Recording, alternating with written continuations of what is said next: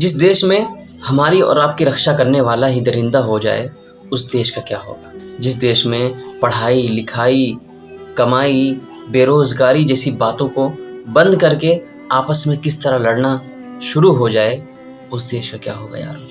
जिस देश में पढ़े लिखे और आला खानदान के लोग जाहिलियों जैसी बातें करने लगे, उस देश का क्या होगा। जिस देश में बेटियों का ये नारा हो कि बेटी बचाओ बेटी पढ़ाओ और बेटियों को यूं ही रौंदा जाए पैरों के नीचे, उस देश का क्या होगा यारो। जिस देश में गरीबों का घर जलता हो और बाजू में बैठकर लोग तालियां बजाते हों, उस देश का क्या होगा।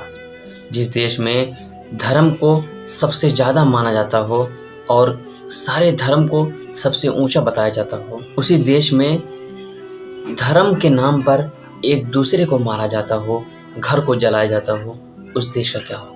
जिस देश में तमाम धर्म के मानने वाले लोग हों और वो कहते हों हिंदू मुस्लिम सिख ईसाई आपस में सब भाई भाई, और वही एक दूसरे को मारते काटते नजर आते हों, उस देश का क्या होगा। जहाँ पे ऐसी कविताएं लिखी गई हों, मजहब नहीं सिखाता आपस में बैर रखना, हिंदी है हम वतन है ये हिंदोस्तां हमारा, फिर भी आपस में लोग लड़ते हों, उस देश का क्या होगा। जिस देश में 10 लोग मिलकर किसी एक कमज़ोर व्यक्ति को मारते हों और अपने आप को बलवान समझते हों और फिर भी कोई ना बोले, गद्दियों पर बैठने वाले लोग चुप रहें, उस देश का क्या होगा।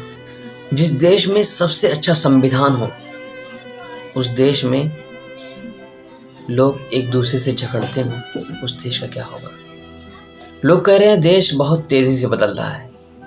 वाकई में यार देश तो बदल रहा है, मगर ये नहीं समझ में आ रहा है कि अच्छाई की तरफ या बुराई की तरफ। जिस देश में दिवाली ईद होली की विरासत साथ होती थी, भजन मंदिर में मस्जिद में अजानें साथ होती थी, आज उस देश में एक दूसरे के इबादत गाहों को तोड़ने पे लगे हों, उस देश का क्या होगा।